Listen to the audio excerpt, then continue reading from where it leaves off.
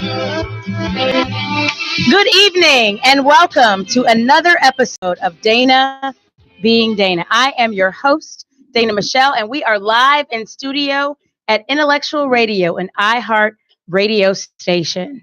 I hope that you all have had a Thanksgiving. I think we have a lot to be thankful for. Don't get it twisted. There's a lot of crazy stuff going on in our world.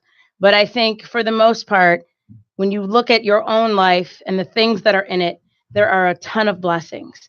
I personally am thankful for each and every one of you tuning in and sharing the show. It's a little button on your right. Please share the show. Please follow Dana Being Dana because I'm very passionate about what I'm doing. And I'm very passionate about all the friends and family who are involved in what I'm doing. So please share, please like, please follow Dana Being Dana. I want to first thank my sponsors before I introduce this fantastic panel who is here with me tonight. First is a Crystal Blue Evening, which is the Chicago chapter of the National Alumni Association of Spelman College. They are having their Crystal Blue Evening fundraiser December 8th at the Hyatt Regency, Chicago. It's going to be an amazing night. Dr. Janetta B. Cole. For those of you who don't know Janetta Cole, Dr. Cole, she was a fantastic force in the lives of many women, but particularly mine. I was part of the last class of Spelman before she decided to give her resignation and to move on to other chapters. But she is fantastic. She's being honored and celebrated, which is why I'm very excited to be at a Crystal Blue Evening December 8th. GH Private Wealth Management. A bunch of people have been coming to GH Private Wealth Management. So we thank you for that. 800-591-6004. Veronica's House of Glamour. 630-995-2320. Shouts out to my girlfriend, Veronica, who definitely takes care of me. The Social MVP, my friend Nick Randall and his entire staff. I'm very excited about all the things that are to come from a marketing perspective for both Dana Being Dana and the Homecoming Challenge, homecomingchallenge.com. So thank you all so much for all that you've been doing to help us. And Scene Chicago, of course, Josh and his staff, scenechicago.com. They've always been promoting and supporting Dana Being Dana, so we thank you. It is Adoption Awareness Month. And you all know I've been planning this show for how long? Months. It's been a long, long time. And one of the things that I've learned is that I have several friends in producing this show and marketing this show. I've had several friends who've come forward who are adopted, in addition to several people who have adopted. And I didn't have any idea. I came together with this show with some of these people in mind who are here tonight and on the phone.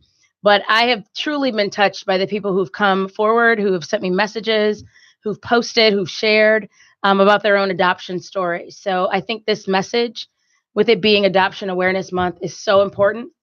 And I'm truly honored that I have some beautiful friends here tonight and on the phone and other friends who'll be calling in to share their adoption stories and experiences. I don't think it's something that everyone talks about, but they should. And we are here tonight and to do just that.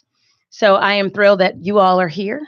There's a lot of interest in this topic. Again, please share the show.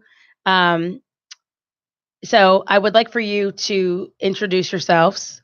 Those of you here in studio and on the phone, please tell me your name, the age when your child was adopted, and the age of your child now. So America Adopts posted a picture and a quote from Oprah saying that biology is the least of what makes someone a mother. So please, Jen. My name's Jennifer Olson. You, or do I look? Either way. Look at us both, Jen. Okay. Pan the room. Jen Olson, and I adopted my son, Jonathan, when he was 10 days old, and he's from Chicago. It was a domestic adoption, and Jonathan is now 8. I also have a biological daughter, Josephine, who is 10. Thank you so much for being here. I'm so excited to have you here. Thank you. Jonathan is my daughter's first boyfriend. So I'm very excited for her to be here. No, but yeah, I'm appreciative of you being here. So thank you. Thank you. Lauren? My name is Lauren Pura, and I adopted my daughter when she was born. I was there for the birth. I actually cut the umbilical cord, so it was extremely thrilling. Wow. And right now, Sophia just turned 8 during the Thanksgiving holiday. Awesome. So we had a big celebration. And Yes. It was great. And her daughter is a friend of my daughter's. So I'm very excited to have you here as well. Thank you. Thanks for having me. Of course. Mila? Hi, Mila Bearfield Young. I adopted my daughter, Kaylin, when she was 6 weeks old. And I also have a biological son, Jackson, who is 10 years old. Kaylin is now 6 years old. Wow. Time flies. Mila is a family friend of mine. I grew up with Mila. I've known her forever. I can't remember not knowing Mila.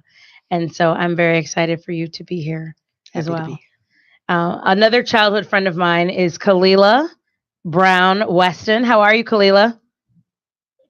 I'm great. Thank you so much for joining us. Where are you calling in from? I'm calling in from St. Petersburg, Florida. St. Petersburg, Florida. So it's not snowing there. A lot warmer than here. Is that safe to It's say? not snowing there. Can you tell us how old your child was when you adopted and how old she is now?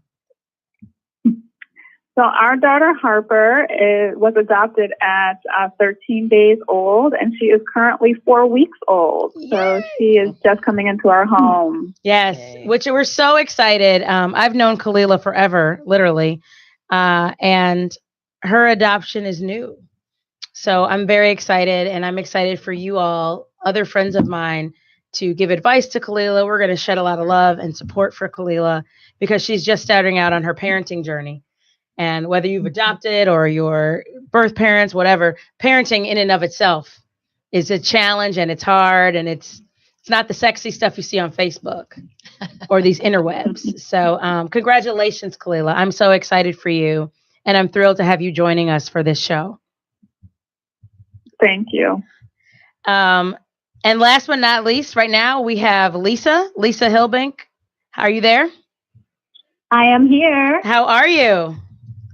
I'm well, thank you. Thank you so for much. having- Of course. Where are you calling in from? I'm calling in from St. Paul, Minnesota. Ooh. Fantastic. And can you tell us when the age that you adopted your child and how old she is now? So we brought our daughter Liliana home from South Korea when she was almost 6 months old. It was on December 1st, 2005. So that's her gotcha day that we celebrate on December 1st coming up. And she is 13 now. And we also have a biological son, Noah, who is turning 21 at the end of December. That's awesome. How you said that's a gotcha day? Yeah. I love it. I love it. How did you all come to this question is for everybody. How did you come to the decision that you wanted to adopt? I think for me, the decision was based upon the fact that my husband and I had been married for 8 years, and we really wanted a family. Unfortunately, I was not able to conceive. So we debated about international adoption or domestic adoption, and we connected with a really great agency in Florida. So we went forward with a domestic adoption. Domestic adoption. Okay. Mhm. That's awesome. Anybody else? How did you come to the decision that you wanted to adopt? Our story was I actually had 3 miscarriages prior to my son, Jackson. And those who know me know that had a little bit of a challenge with Jackson on his birth day in that after he was born, my husband likes to say I died 3 times, which is beautiful. I actually had an amniotic fluid embolism during his delivery. And for some reason, my husband seems to not want to do that again. So we started thinking about other ways to grow our family. We actually considered surrogacy as well as adoption. My husband had the actual no real concern or interest about, whether the child had the same nose as him or any of those issues. So he was actually really about adoption from the beginning, I'd say. He also, interestingly, and I say this for other people, was really emotionally, I think, moved by our miscarriages, which I didn't realize. And I think that really impacted his view of what our options were. You said he was emotionally moved by his miscarriages. Can you talk a little bit about that? What does that mean? What I didn't realize when we started talking about what our other options were, I think he was in his mind, he was like, I don't want to go through that emotional change over and over again.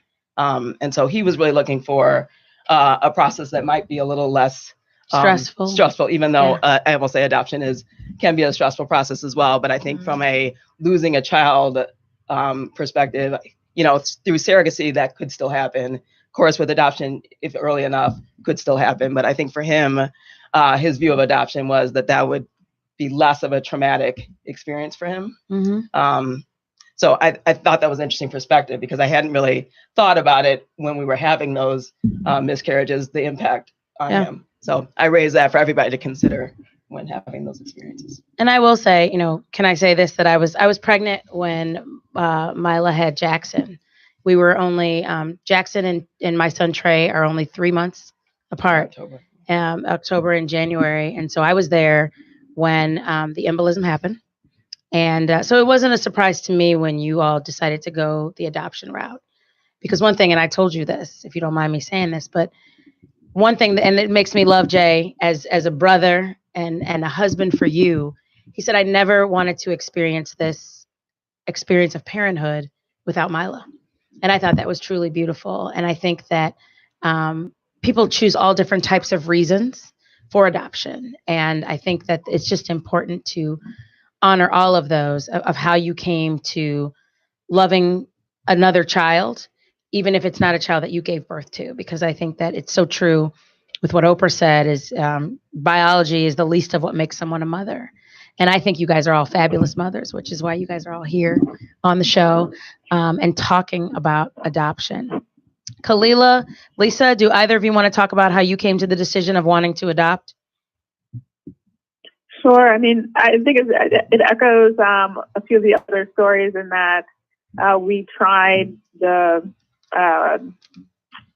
more biological route for about 4 or 5 years and went through IVF and had a few failed IVFs, and that's very emotionally traumatizing.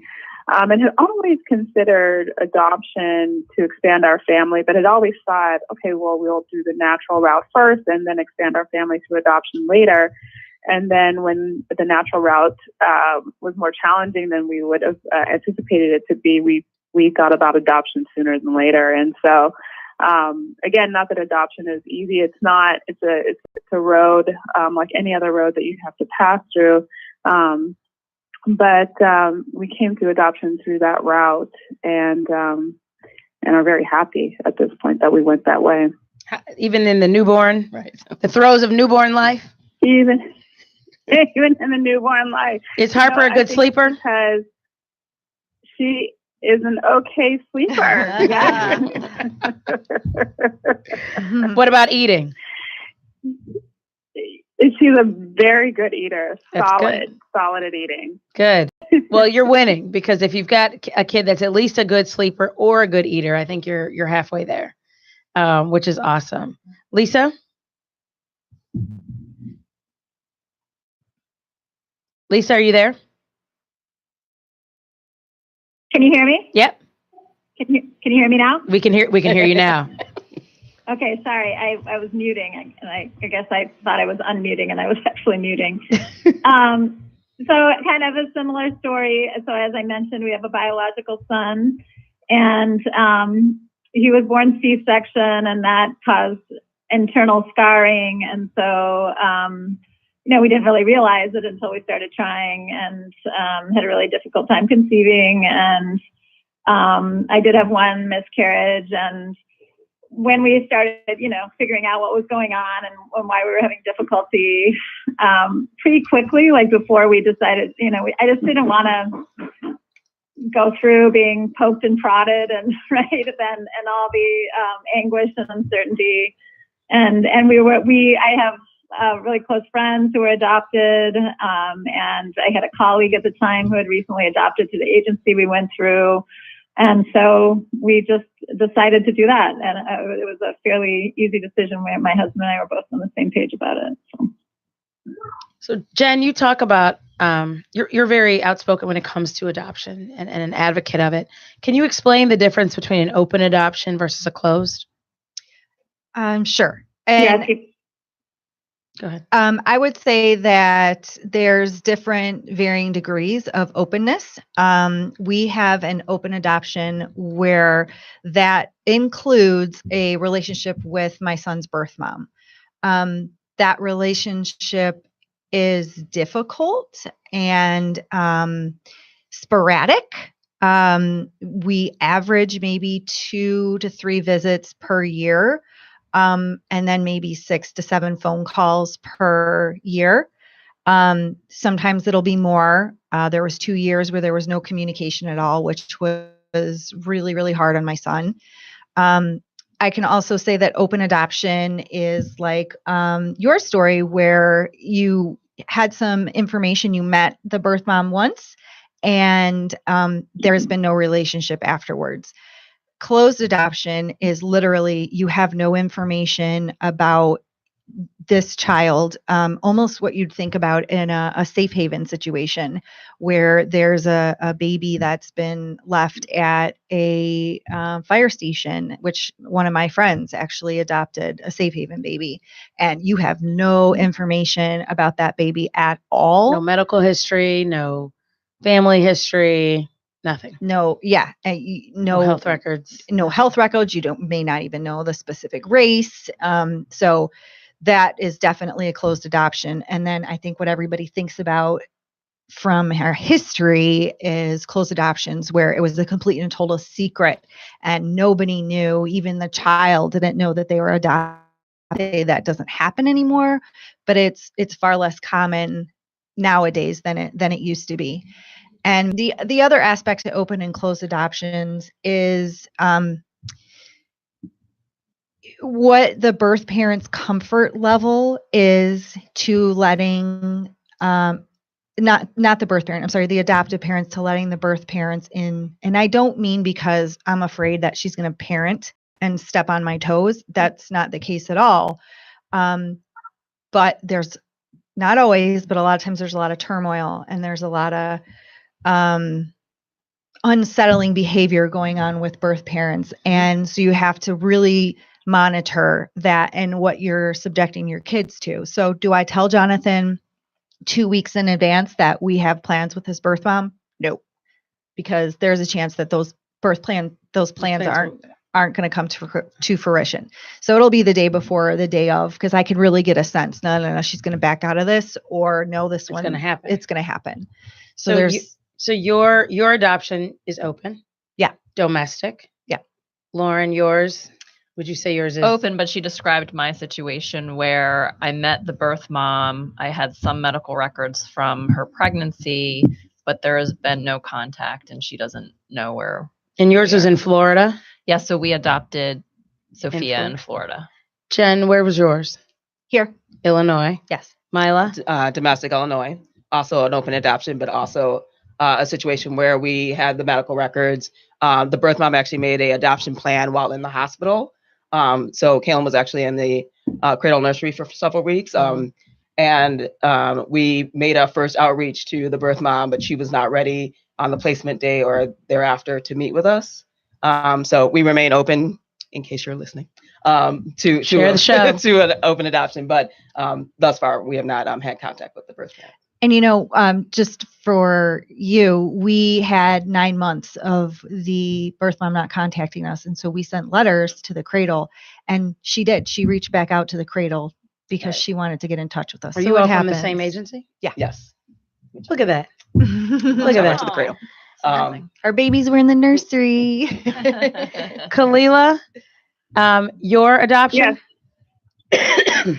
It's sort of like a semi-open. So we've met with the birth mother, and on a couple of occasions prior to the delivery. And I mean, currently the adoption is so new.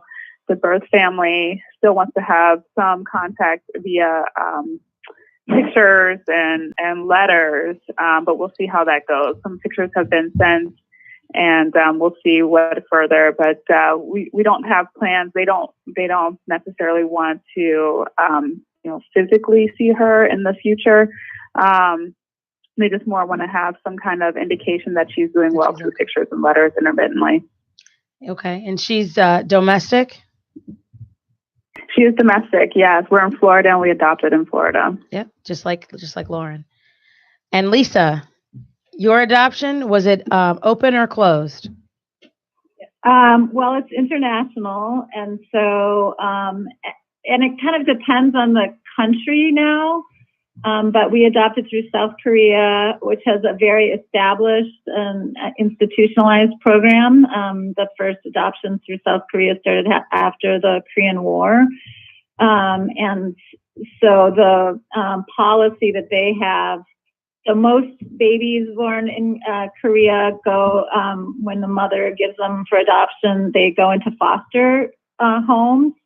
And so we have contact with the foster mother, but the birth mother, we were asked to write a letter at 1 month after Lily came home, and then again at 3 months. And I can't remember if we did it again at 6 months. And the agency keeps those on file. And so if the birth mother were interested and wanted to read those letters, she could. But we can't, and Lily can't try to contact her or find her even through the agency until she's an adult, and only then if the birth mother has authorized it. Wow. How is an international adoption different from a domestic one? And why did you choose, Lisa, an international adoption? Well, I mean, I think it depends on the agency, and I think that people need to be really careful, because I think there's some agencies that are not very ethical.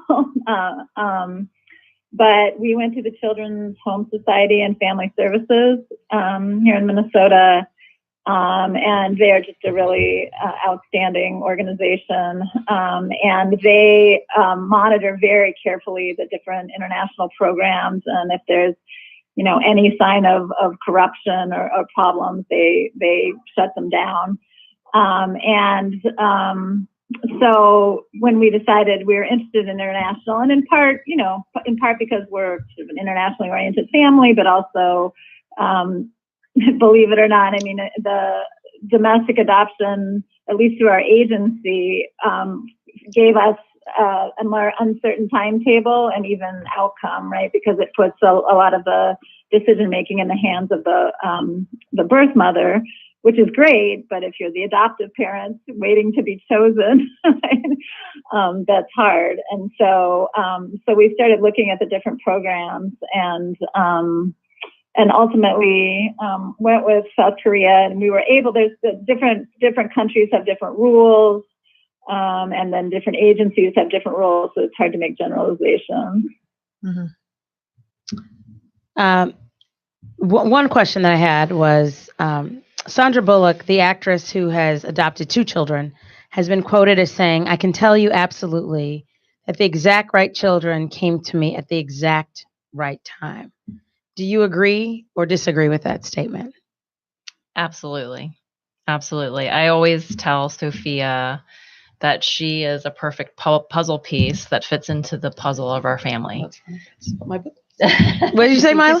We had to write a book for the cradle, like your profile book. You brought your book? I brought my book. Look at your book. But like that. We got authors up in here tonight, we y'all. Actually said we were looking for our missing piece. Oh, story, which I think Kaylin was our missing piece. Yes. Yeah. So I always tell Sophia that, and it's funny because she really fits into the fabric of our family. Mm-hmm. When you see our family together, she just fits like a glove. It's amazing, and it was the perfect child at the perfect time for our family. And I believe that we were meant to be together. I really do.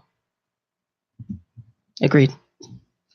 From the outside looking in, as a friend of yours and not just a talk show host, I think that I couldn't agree with that statement more, just because I've watched several of you along your journey, obviously, and just watching you all interact as mothers.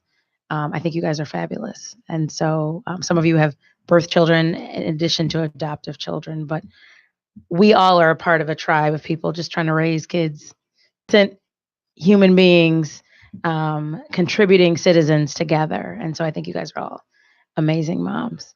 Have you told your child that he or she is adopted? Do they know? Does Harper know, Kalila? No. Not yet. But for others of you, Not yet. does your child know? It's funny. she said not yet.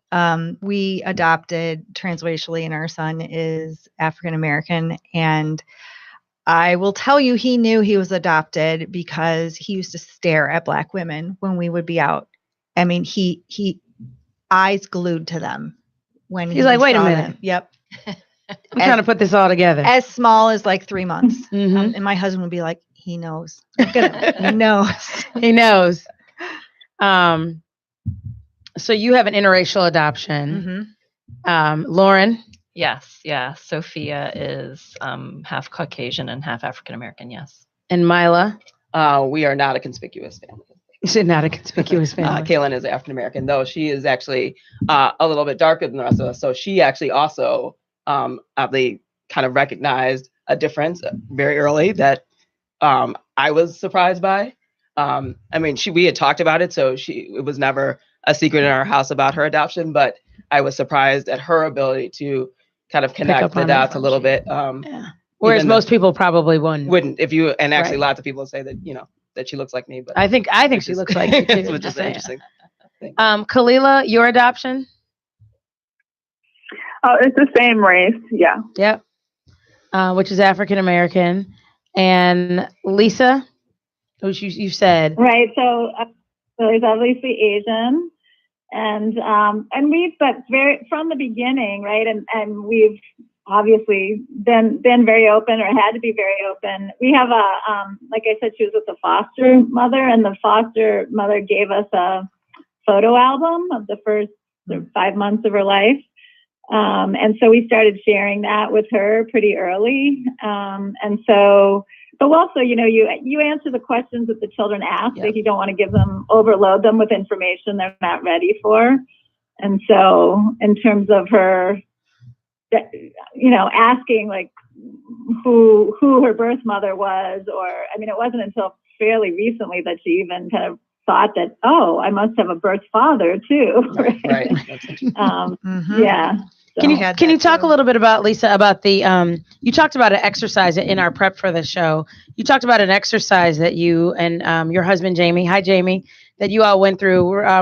He's upstairs down, actually. Yes. Can tell him I said hello. Can you talk a little bit about the exercise you guys went through regarding race?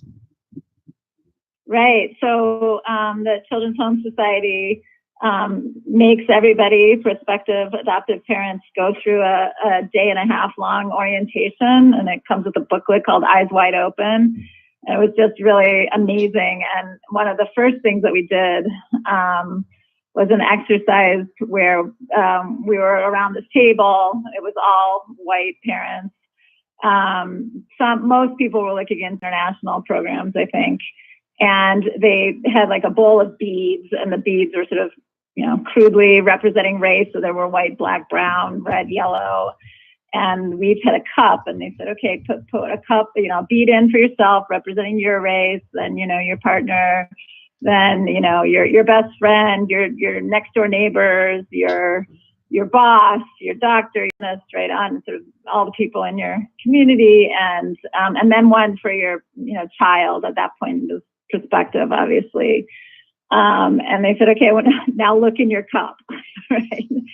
And for most people, there were just a couple beads of color in a pool of white. And they said, now you have to think about that and what your child's experience is going to be. And you need to start now trying to diversify your community. And that was really impactful, and, has stuck with us as we've raised Liliana. So. I think that is very impactful. And I think similar, for example, to gay adoptions, which I think can be controversial. Some people feel strongly that kids should not be adopted by people of a different race. What's your reaction to that notion? Do you feel that energy? Have you experienced that? Go ahead, Lisa. Not directly. I'm, I don't know what some people might say behind our back. Right.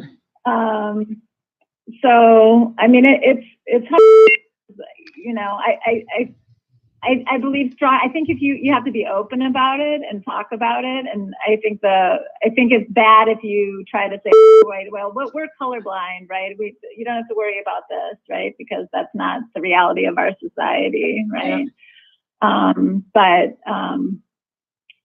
But I think just talking about it and being open about it, and having those difficult conversations, right, within your family and with neighbors or even strangers, sometimes is important. Anybody else? The question of race. I think you can't make a general statement whether it's good or bad. I think it works for some and it doesn't work for others. You have to, similar to the cup and the beads, you have to realize if it's something that you think that you can handle in terms of all of the newness and unknowns that come with raising a child of a different race than your own.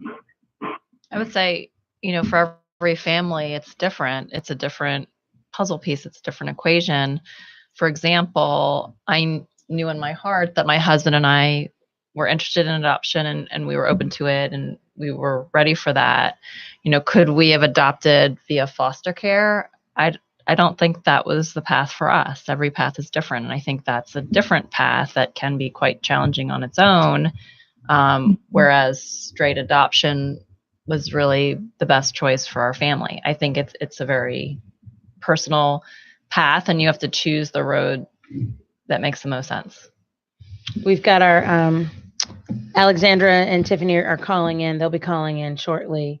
But as we wait for them, the movie Instant Family is out in theaters right now. It's a movie inspired by the director Sean Anders and his wife Beth. They adopted 3 siblings together, and the movie is inspired by their story. Has anybody seen that movie, Instant Family? Yes, we have. What did you think of the movie in terms of adoption? And I think it's important to hold on one second. Hold on. Hello. Hi. Alexandra, how are you? Hello. I'm well, thanks. How are you? I'm great. Tiffany, are you there as well? I am. Awesome. Hi, how are you doing? So you just caught us in the middle. Before we introduce you, I just wanted to talk quickly about Instant Family, the movie Instant Family. The question that I had asked was, what's your reaction to that movie and what did you think? I think it's important to note that in addition to it being a movie about adoption, I think the focus is more on foster families versus straight adoption. I think that's an important nuance to note. But for those of you who've seen the movie, what do you think? I think I maybe felt a little bit differently than the people that I was with when I saw the movie. Who are those people? I don't know. I liked the end of the movie better than the beginning of the movie because I thought the beginning of the movie did what Hollywood does and totally portrayed it in an inaccurate way. The movie, they were considering adoption and they went on a website and they got to look through kids that were able to be adopted through the foster care system. And there is no way that is happening. And so just, I'm not a foster mom, but that just made me cringe because now that message is out there and that's not what it is. That's just not what it is. But when you get further along and you see some of the struggles, the things that they can talk about in an 1.5-hour movie, those I think were very real. I have a friend who has adopted 2 children from the foster care system. And I will tell you, her experience is what books are made of. Like, it's unreal. And that movie was about 1/8 of what she's really going through. And that's not to say that all children are going through that, but they did start to get a little bit more real in the end of the movie, which I started to appreciate. Lauren? Yes, I thought the movie was really well done. I think I looked at it more from a messaging perspective and the fact that if you can get word out, if you can spread a positive message in some form or fashion, or even create awareness around the need of the foster system and kids in the foster system really seeing life through their eyes and their experiences. So I really thought the movie was great from that perspective. And I really appreciated how they added humor to parenting, because I think when people adopt, I'm not saying everyone, I think some people may go into it thinking, oh, I'm going to save a child. I'm doing something that's really genuine and good, and I'm a good person. Well, this is a lifelong decision, and it's hard. And one of the quotes from a line in the movie was, two of the characters were talking, and a woman said, anything that matters isn't easy, and that's parenting. And they displayed how difficult it was, but then also displayed how you have to face it with humor, just like with natural children. Parenting is tough, regardless of how you came to be a family. And I really appreciated that message. Say that quote again. Anything that matters isn't easy. That's true, especially when it comes to parenting. Can I ask a question? Sure. My question is, what do you think when people say to you, oh, you must feel so good about what you did, or, oh, you're so great for adopting. I don't know if I could ever do that. Does it make you cringe? Yes. Yes. I want to introduce my friends on the phone. Tiffany, how are you? I'm doing good. Hi. I'm good. I'm so happy that you've joined us. Where are you calling us from? I am calling from Atlanta, Georgia. All right. It's kind of late there, so we appreciate you joining us. Have you adopted any children?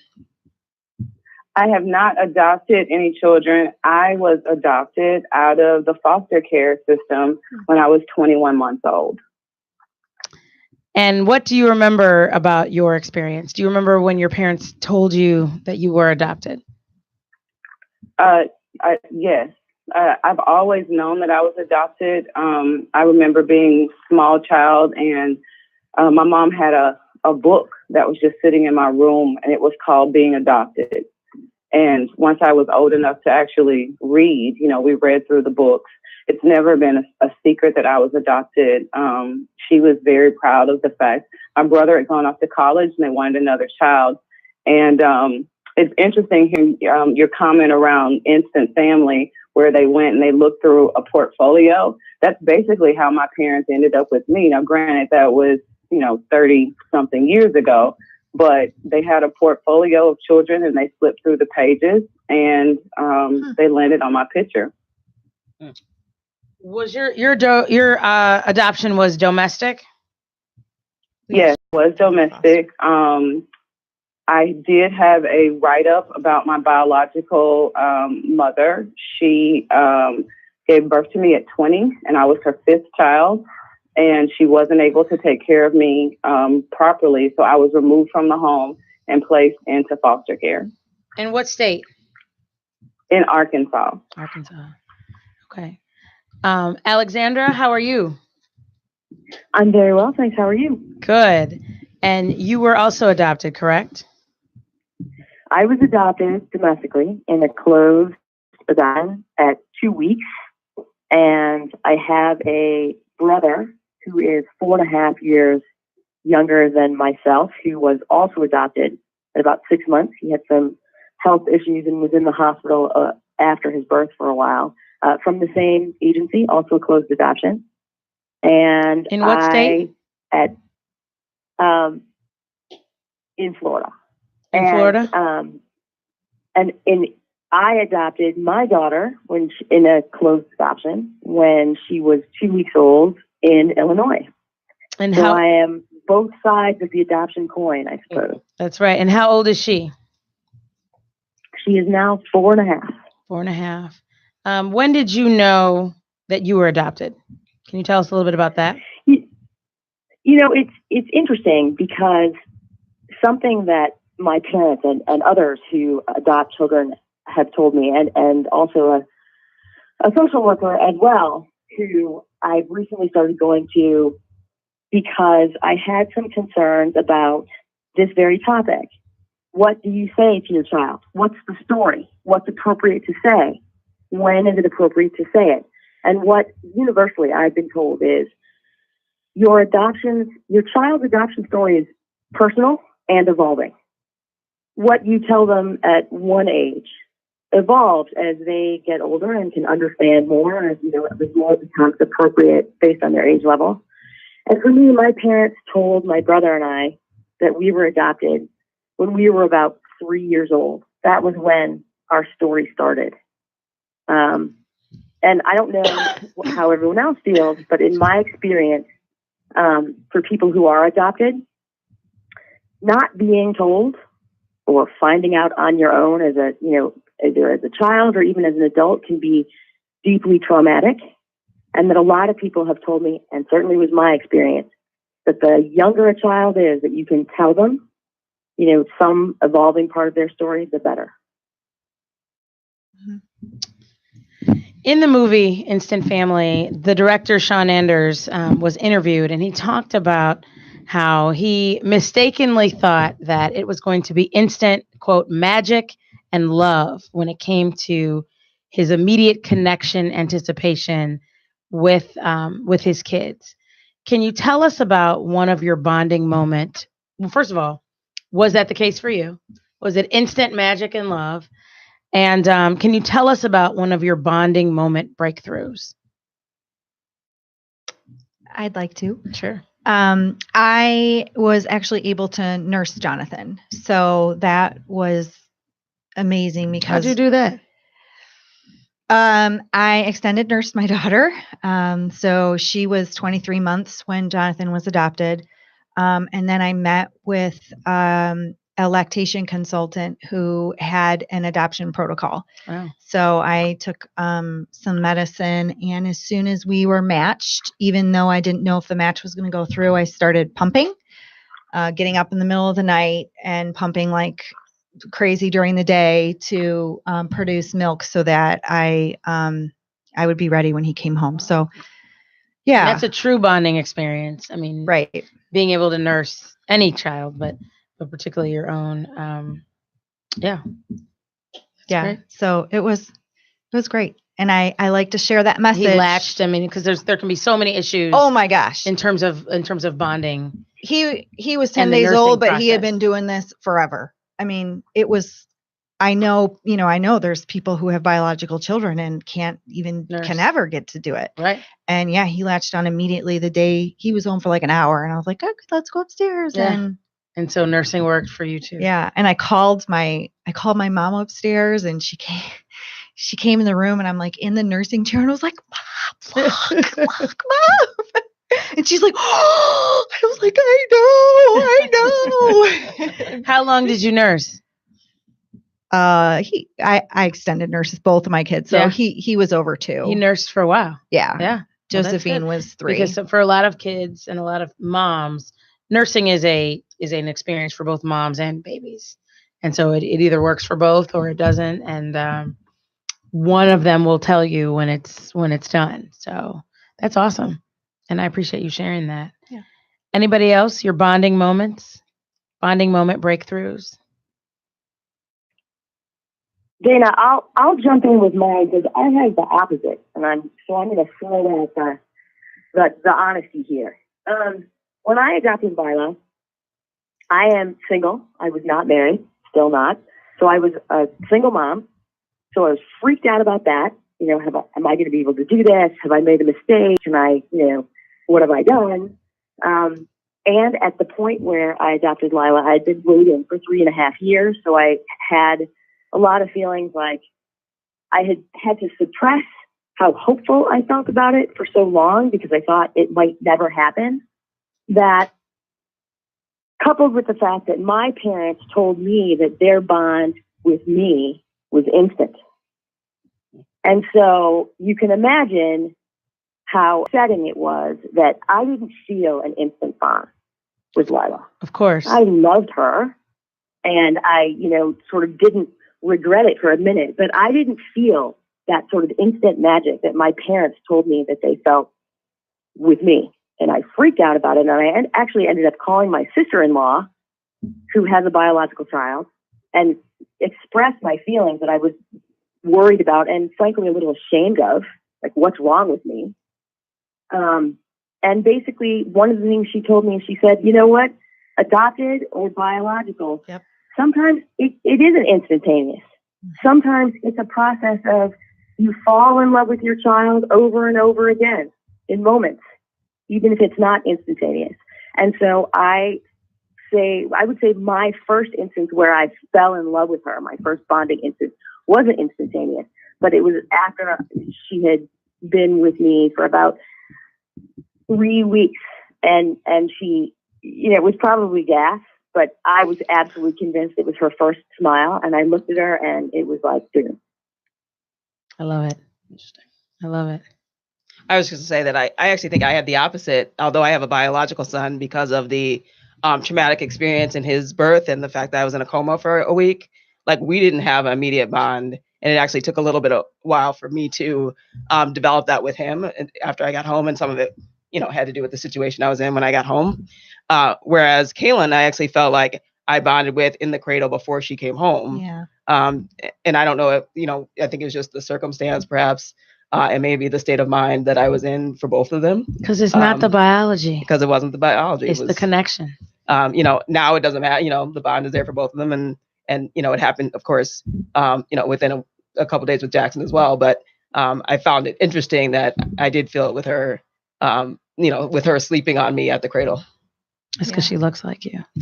I wanted to talk about this because as many of you know, and I appreciate everybody tuning in and sharing the show. Again, we're talking about adoption awareness on Dana Being Dana, Intellectual Radio, and we're also live on Facebook. I am the mother of a special needs child. And one thing that I've had to learn and develop is I would stress about what's a special needs issue because I have a special needs child and what's just regular parenting or what's just regular kids. And I've had situations at school, for example, where the situation's handled as if my child was special needs. And it's really just kid stuff. There's kid junk that happens all the time. And the old adage of sticks and stones is something that rings true regardless of where a child comes from.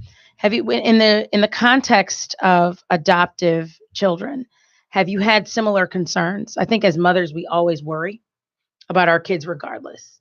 And have you had moments where you've had concerns that really just turn out to be just regular parenting concerns or just regular kid junk, as I like to call it? But you may have thought about it differently just because your child is adopted versus being a birth child. No? No, all the time. I was like, no? Is it just me? No, it's all the time. I mean, I think it's easy to stress out about it sometimes. And you're like, oh my gosh, for me, it's in the special needs context, but it's like you're so concerned about labels. I know for me, and it's just, I have kids who are minorities, they're diverse, special needs, whatever. And so you always look at things through a certain lens. Sometimes at the end of the day, it's just kids, parenting, life, the age that we live in. I think for me, it's been a challenging walk in terms of I didn't have any biological children. So parenting was new with my adopted child. So I'm constantly, even now, 8 years later, questioning, my choices and my decisions, and am I doing the right thing? And oh my gosh, am I scarring her for life? Because you do that with biological children. Yeah. Trust me. Tiffany, would you say, and Alexandra, you can answer this as well.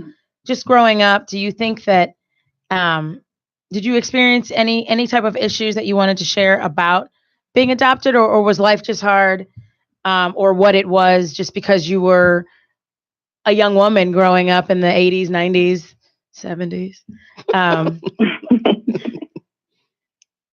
I think for me, I didn't personally have any issues, but I come from a family where there were several children who had been adopted by aunts and uncles, and one of the adoptions didn't work out. So they brought the child in, they had them for an extended period of time. You know, I recognized her as my cousin, and then for whatever reason, it didn't work out. And she ended up going, you know, back into the system.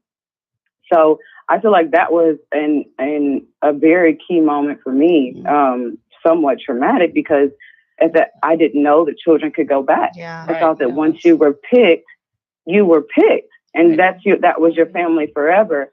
And you know, subsequently, we've seen in the news where children have come from overseas and adoptions didn't work out, and you know that subsequently made it harder to adopt children from overseas. So I just think that, you know, you guys hit on a key point earlier, that making sure that, you know, you and your spouse and everyone that's involved is really on the same page when it comes to adopting, because the worst thing that you can do is pick a child either out of foster care or through a live birth, and then decide that, you know, you made the wrong decision. Thank you. Well, for me, I had a fear that lasted long past the point where intellectually I knew that it was a baseless fear, because I was adopted through a closed adoption. And that fear was that someday the doorbell was going to ring and there were going to be strangers saying, "We're your parents and we're taking you back, or we're taking you away from your family." So it's the same separation anxiety, but the flip side, not being given back, but being taken away. Like, this is my family. I don't know who you are. Why are you here? Why are you taking me away? And I mean, obviously with the closed adoption, that was not something that was likely to happen. And I have to admit that, you know, I carry the echoes of that. And now it's, you know, it's the opposite side. Now as an adult with a child that I adopted, I have, you know, a secret and irrational fear, even though Lila's adoption was closed, that someday the doorbell will ring and there will be a stranger there trying to take her away from me. And so, you know, I mean, it's like any other fear that you have as a parent. You have to recognize the emotive, you know, move past the illogic of it and just manage it. And hopefully, having lived with that fear, both as a child who was adopted and now as a parent who did the adopting, hopefully if Lila ever manifests that fear, I will be understanding and be able to help her through it. I want to talk about your adoption agencies, and if you want to shout them out, you can, although they're not official sponsors of the show. But what did your adoption agency do well, and what did they not do so well? If you have advice to share, because I really it is Adoption Awareness Month, and it's not just highlighting and focusing on my beautiful friends, but it's also encouraging people who are interested or curious about adoption, just some things to look out for in the process. I will speak first. Go ahead, Mila. I and you may have a completely different experience, but I'm a huge advocate of the cradle. One of the things that I think the cradle does well is education, as part of the adoption process. And I think one of the things that actually made me want to adopt was their dedication both to adoptive parents, but also to birth parents. And part of the reason Kalila was in the nursery for so long is because of the time they spend working with birth moms and making sure this is, you know, the right decision that they want to make and what they need in their lives, and giving them the appropriate attention and not selling the, you know, the adoption process. And on the flip side, for us, you know, we had to go through like 20 plus hours of education. Thank you for tuning in. Whoever's calling doesn't really know me well because I'm kind of busy. The ringer should be off. I was like, thank you. Is it still going? You click down. You're still, is it still recording? We're still live. Thank you for calling. I appreciate it. Switch. Okay. I know. You gotta push down the arrow. I love doing the show with my down. friends. It's awesome. Yes, but I told you it happens every show. In this show, it's me. Yeah. Thank you so much for calling. Appreciate you. Anyway, so at the cradle, you know, we had to go through, you know, 20 hours of training. I thought they go through all the different, situations you may face as an adoptive parent, And, the things that are kind of outside of your control. You don't know the situation that the birth parents are in, their lifestyles, et cetera. And so they really talk through a lot of the situations that you may face and force you to really think about what you're capable of, whether the child is born with, alcohol syndrome or some other situation, whether this is something you're able to take on and to identify where you kind of draw the line, given your certain situation. You have to go through background checks and all kinds of things. So I really appreciated the thoroughness of the cradles process. That's great. Since I adopted from the cradle also, I wanted to go next. I too loved the cradle, still love the cradle. I thought they did a great job with the birth moms.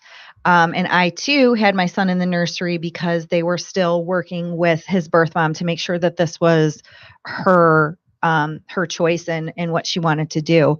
But I also wanted to explain that the nursery, what we mean by that is that they are the only agency in the entire country that has an on-site nursery for babies who are in the adoption process. So if the birth mom decides that she wants to continue to parent, that baby has been cared for in the nursery and can then go back home. It doesn't mean that once you're in the nursery that you're automatically Moving to adoption. So it gives the birth mom a chance to bond with her baby, but not have the responsibility of the baby at home, and to really, really give herself that time after she's delivered to make sure this is the right decision for her. And one of the great things about being able to go back to the cradle for their open houses and things like that is I can literally sit there and point, Jonathan, that was your crib. That's where you stayed. And one time we were there and there was a little whiteboard and you write what your name was when you were in the nursery.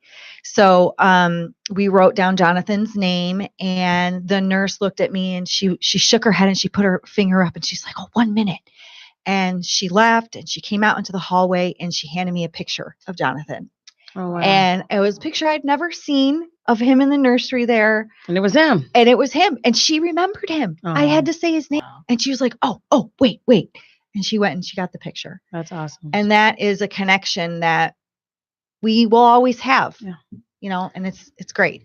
Alexandra or Tiffany, you guys have been adopted as babies and you are now thriving, beautiful, lovely, amazing adults and friends of mine.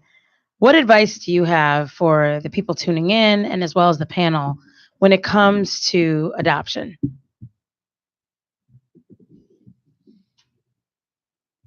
Tiff, do you want to go? Yeah. We got only a few minutes. I would just say that all the love that you can give, just keep giving them. I have 2 boys of my own, so I definitely know how hard it is to be a parent just in general. But the one thing that I've always thought back on is, I have amazing parents. They're simply amazing. I would love for you all to meet them someday. But the love that it gave me was all that I needed. And it's so special to be chosen. It's so special to be loved. And it doesn't matter what the makeup of your family is. Just continue to love them and they will appreciate it. Being adopted is part of who I am. It's part of my story. It's part of what makes me such an amazing person, if I may say so myself. Absolutely. So that's right, girl. So just continue to do what you're doing with these beautiful babies. And thank you so much for opening your hearts. Because I have toddlers right now and they are difficult. Trust me, I understand. Hey, Rose? For me, I would have to say that I also went through a period of about 18 months where I tried to get pregnant through IVF and it didn't work. And fortunately for me, I always saw adoption as an option. But when I was going through it and with other families who were trying to get pregnant through IVF, I have to say that I always felt terribly for the people who didn't see adoption as an option, even if it was a plan B option for them. People who would say, oh, no, I want to have children of my own. So we're not really considering adopting. And I guess all I would say is if you can't get pregnant, don't forestall all the options that may be open to you, because believe me, the child you adopt, it is your real child. Absolutely. And, it'll be just as meaningful for you and for the child, if your family comes together through adoption as opposed to through birth. Well said. Ladies, do you have any final advice for anyone who is curious about starting this process? I definitely do. I think as having adopted domestically in Florida, not in Illinois, I think it warrants you doing a little homework, because the one thing that some people don't really consider are the laws. Adoption laws are different in every single state. The time that a birth mother has to change her mind about the adoption is different in every state, which is one of the reasons why we chose Florida, because it's the most adoptive parent friendly.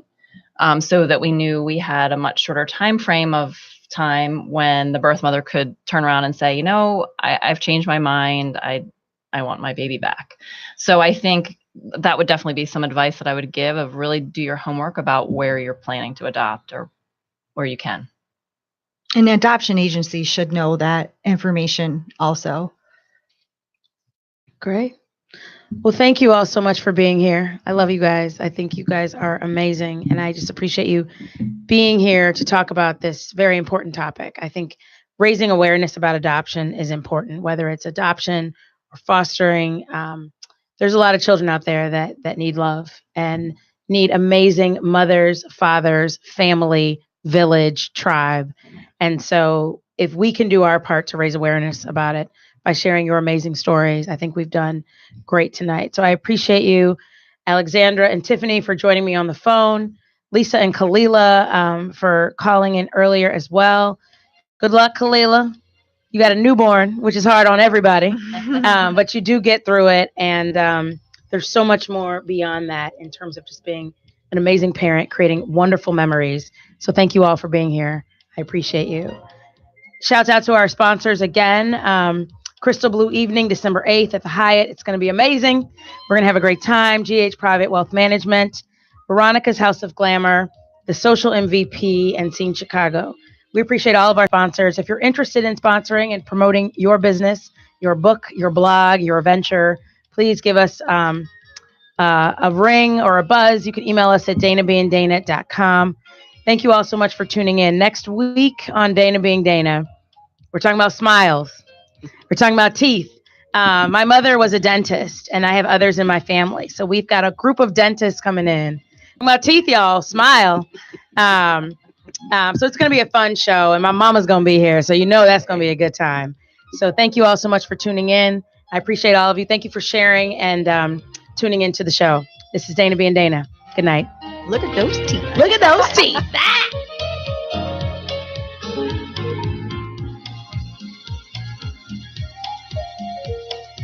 Ah!